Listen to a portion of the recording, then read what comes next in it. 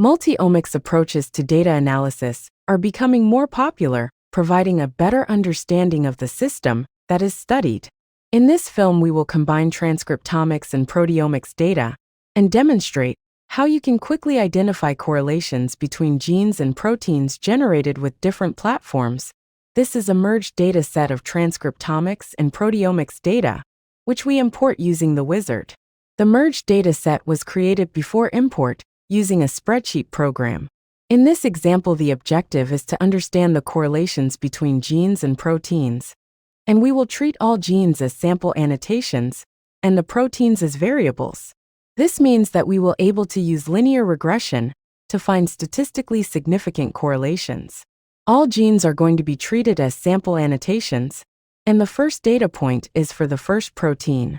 Now all proteins are imported as variables, and all genes as sample annotations.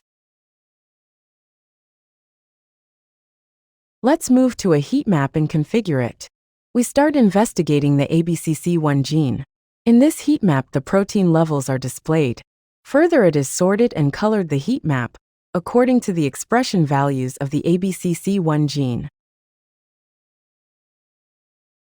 If we zoom in, we can see the protein names. We now perform a linear regression for gene ABCC to identify the proteins which have a statistically significant correlation. Move the p-value slider to keep the proteins below the cutoff. Note that the heat map is updated instantly. The resulting list of correlated proteins is available in the list and can easily be exported. The resulting proteins can be examined further in more plots.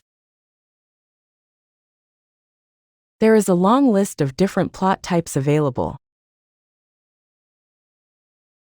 In the scatter plot, the 4 top proteins are shown. 3 of the proteins have a positive correlation, and 1 has a negative correlation with the ABCC1 gene. So far, we have analyzed only 1 gene, and we can of course go through the genes one by one.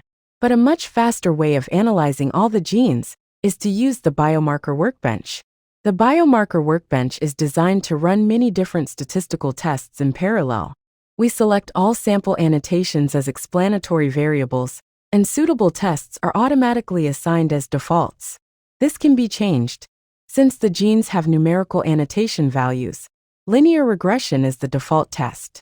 The results are shown. The table shows how many proteins that with a certain statistical certainty are correlated with each gene. The genes with most matching proteins are excellent markers for the structure in the protein data. In Details view is more information provided.